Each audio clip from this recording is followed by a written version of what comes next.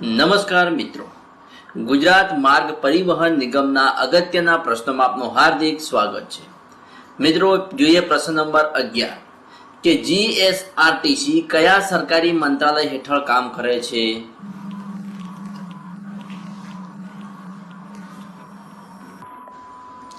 તો જવાબ છે બંદરો અને વાહન વ્યવહાર મંત્રાલય, ગુજરાત સરકાર.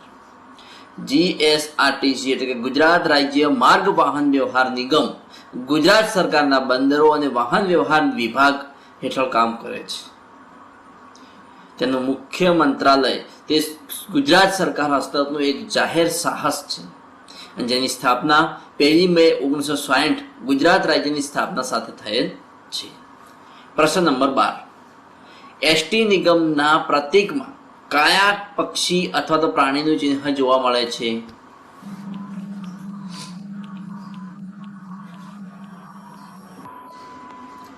જવાબ છે ઓપ્શન સી, હરણ. ગુજરાત એસટી નિગમના સત્તાવાર પ્રતીકમાં હરણનું ચિહ્ન જોવા મળે છે. પ્રતીકની બિલકુલ વચ્ચે ઝડપથી દોડતા હરણની આકૃતિ દર્શાવવામાં આવી છે. દોડતું હરણ એ ઝડપ, ચપળતા, પ્રગતિ અને મુસાફરોની સુરક્ષિત તથા સમયબદ્ધ સવારીનું પ્રતીક છે. આ પ્રતીકની સાથે સામાન્ય રીતે નિગમનું મુખ્ય સૂત્ર સલામત સવારી એસટી અમારી લખેલું જોવા મળે છે. જોઈએ પ્રશ્ન નંબર 13 જીએસઆરટીસીના ટિકિટ બુકિંગ માટેની સત્તાવાર વેબસાઇટ કઈ છે?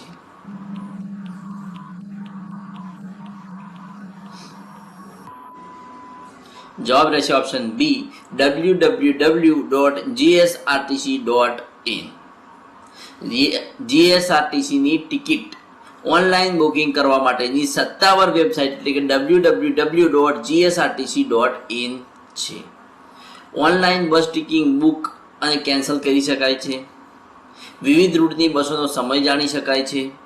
બસ અત્યારે ક્યાં પહોંચી છે તેની લાઈવ માહિતી મેળવી શકાય છે. એન્ડ્રોઈડ અને આઈફોન માટેની જીએસઆરટીસી ઓફિશિયલ એપ પણ ઉપલબ્ધ છે. જોઈએ નેક્સ્ટ પ્રશ્ન નંબર 14 જીએસઆરટીસીમાં વોલ્વો બસો કયા બ્રાન્ડ નેમ હેઠળ ચલાવવામાં આવે છે?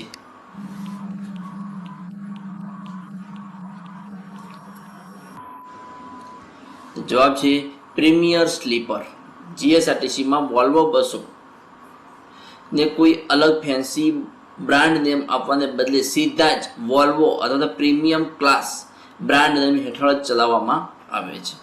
જ્યારે અન્ય રાજ્યો જેમ કે કર્ણાટકમાં ઐરાવત વોલ્વો બસ માટે શબ્દ અલગ સબ બ્રાન્ડ વાપરે છે, તેનાથી ઉલટું ગુજરાત એસટી નિગમ તેની ટિકિટ બુકિંગ સિસ્ટમ અને બસો પર સીધું જ આ કેટેગરીના નામોનો ઉપયોગ કરે છે, વોલ્વો સીટર અથવા તો વોલ્વો સ્લીપર. જીએસઆરટીસીમાં સામાન્ય લક્ઝરીઝ એક્સપ્રેસ બસો માટે ગુર્જરનગરી બ્રાન્ડ નેમનો ઉપયોગ થાય છે, પણ વોલ્વો થતો નથી. વોલ્વોમાં વોલ્વો સીટર અથવા તો વોલ્વો સ્લીપરનો ઉપયોગ થાય છે. જોઈએ પ્રશ્ન નંબર 15 કે જીએસઆરટીસી દ્વારા કઈ નવી પર્યાવરણ અનુકૂળ બસો તાજેતરમાં શરૂ કરવામાં આવી છે?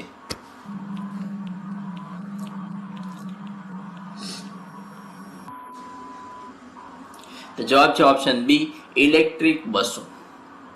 જીએસઆરટીસી દ્વારા તાજેતરમાં પબ્લિક પ્રાઇવેટ પાર્ટનરશિપ મોડેલ હેઠળ 200 નવી આધુનિક વોલ્વો અને 80 બસો શરૂ કરવાનું આયોજન કરવામાં આવ્યું છે.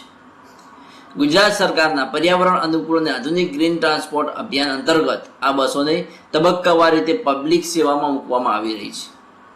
પર્યાવરણ અનુકૂળ અભિગમમાં જોઈએ તો કે પ્રદૂષણ ઘટાડવા અને ગ્રીન મોબિલિટીને પ્રોત્સાહન આપવા માટે નિગમ દ્વારા પર્યાવરણ અનુકૂળ અભિગમની બસોને પીપીપી મોડેલ હેઠળ જોડવામાં આવી છે. બીજું જોઈએ કે તાજેતરના બજેટ અને આયોજન 2024-25 થી 2026 મુજબ રાજ્ય સરકારે કુલ 1963 નોન એસી બસોની સાથે આ 200 પ્રીમિયર બસો એસી બસોના સંચાલનની પણ મંજૂરી આપી છે. આ પર્યાવરણના અનુકૂળ અને પ્રદૂષણ મુક્ત પ્રીમિયમ બસો રાજ્યના મુખ્ય શહેરો વચ્ચે કનેક્ટિવિટી વધારશે. આ ઉપરાંત ગ્રીન ટ્રાન્સપોર્ટ હેઠળ જીએસઆરટીસી દ્વારા ગિફ્ટ સિટી અને અમદાવાદ ગાંધીનગર વચ્ચે ખાસ પર્યાવરણને અનુકૂળ ઇલેક્ટ્રિક ડબલ ડેકર બસો પણ શરૂ કરવામાં આવી છે. જોઈએ પ્રશ્ન નંબર 16 કે ગુજરાતના કયા એસટી સ્ટેન્ડને દેશનું પ્રથમ આધુનિક બસ પોર્ટ બનાવવામાં આવ્યું હતું?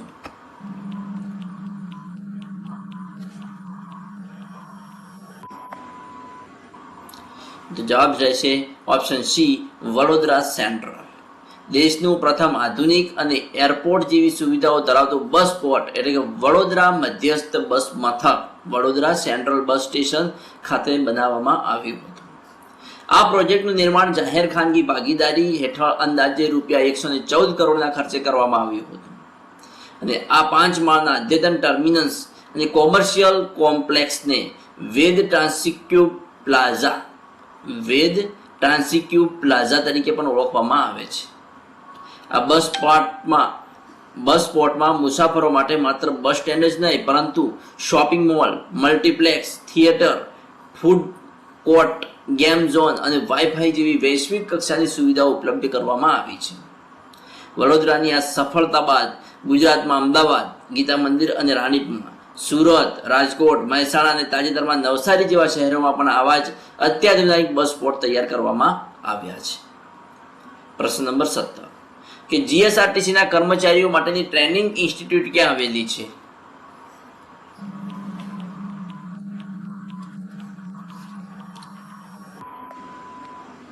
તો જવાબ છે ઓપ્શન એ, અમદાવાદ.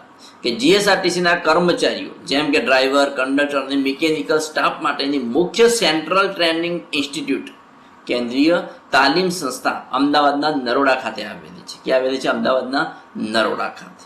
આ તાલીમ કેન્દ્ર અમદાવાદના નરોડા પાટિયા પાસે આવેલા જીએસઆરટીસી સેન્ટ્રલ વર્કશોપના કેમ્પસમાં જ કાર્યરત છે અને અહીં નવા ભરતી થયેલા કર્મચારીઓને ફરજ વિષયક તાલીમ, ડ્રાઈવરોને અકસ્માત મુક્ત ડ્રાઇવિંગ માટે ડિફેન્સિવ ડ્રાઇવિંગની ટ્રેનિંગ તેમજ ટેકનિકલ સ્ટાફને બસ મેન્ટેનન્સની ખાસ ટ્રેનિંગ આપવામાં આવે છે.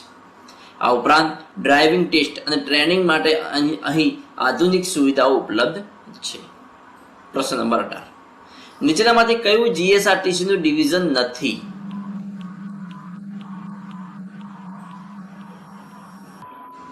તો જવાબ છે આણંદ. આણંદ એ જીએસઆરટીસીનું ડિવિઝન નથી, જ્યારે નડિયાદ, મહેસાણા અને ભુજ જે જીએસઆરટીસીના ડિવિઝન છે. દરેક ડિવિઝનના સર્વોચ્ચ વડા તરીકે ડિવિઝનલ કંટ્રોલર એટલે કે ડીસી ફરજ બજાવે છે અને આ તમામ ગુજરાતમાં કેટલા ડિવિઝન આપેલા છે? તો ગુજરાતમાં 16 ડિવિઝન આપેલા છે અને તમામ 16 ડિવિઝનનું મુખ્ય સંચાલન અમદાવાદના રાણી બસ ટર્મિનલ પાસે આવેલી સેન્ટ્રલ ઓફિસ દ્વારા થાય છે.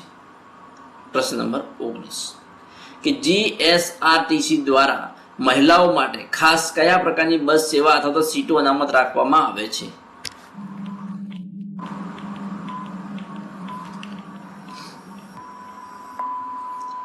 જવાબ છે મહિલા સ્પેશિયલ સીટ એટલે કે સિંગલ લેડી ઓપ્શન.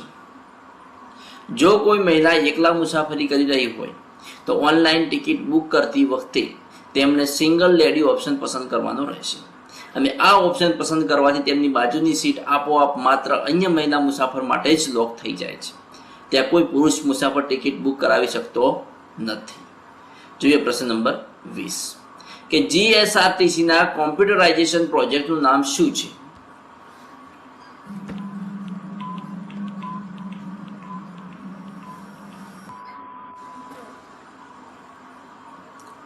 તો જવાબ છે જીએસટી ઓનલાઈન.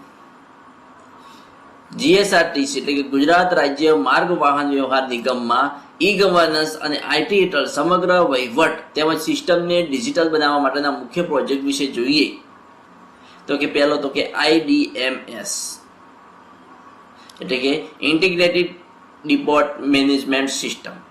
આ મુખ્ય પ્રોજેક્ટ છે જેના હેઠળ ગુજરાતના તમામ 125 થી વધુ એસટી ડેપોનું વહીવટી કામ, કર્મચારીઓની ડ્યુટી અને બસ સંચાલનનું સંપૂર્ણ કોમ્પ્યુટરાઇઝેશન કરવામાં આવ્યું છે. IVT એટલે કે PIS integrated vehicle tracking and passenger information system. આ GPS આધારિત આધુનિક પ્રોજેક્ટ છે જેના દ્વારા બસોનું રિયલ ટાઈમ ટ્રેકિંગ થાય છે અને બસ સ્ટેશનો પર ડિજિટલ ડિસ્પ્લે દ્વારા મુસાફરોને લાઈવ માહિતી મળે છે. નેક્સ્ટ OPRS એટલે કે ઓનલાઈન પેસેન્જર રિઝર્વેશન સિસ્ટમ. નિગમનો આ પ્રોજેક્ટ મુસાફરોને જીએસઆરટીસી સત્તાવાર વેબસાઇટ અને મોબાઈલ એપ દ્વારા ઓનલાઈન ટિકિટ તથા ઈ ટિકિટ બુકિંગની સુવિધા પૂરી પાડે છે. UTS એટલે કે અનફીડ ટિકિંગ સોલ્યુશન. બસોની અંદર એન્ડ્રોઈડ આધારિત આધુનિક ઇલેક્ટ્રિક ટિકિટિંગ મશીન દ્વારા એટલે કે ETM મશીન દ્વારા કંડક્ટરોને ડિજિટલ ટિકિટ આપવા માટેનો આ પ્રોજેક્ટ છે. કયો? UTS. તો મિત્રો, આ હતા આજના મોસ્ટ IMP ટોપ 10 પ્રશ્નો. નેક્સ્ટ ટોપ 10 પ્રશ્નો જોવા ચેનલને સબસ્ક્રાઇબ કરવાનું અને તમારા મિત્રો સાથે લિંક શેર કરવાનું ના ભૂલતા. Thanks for watching my video.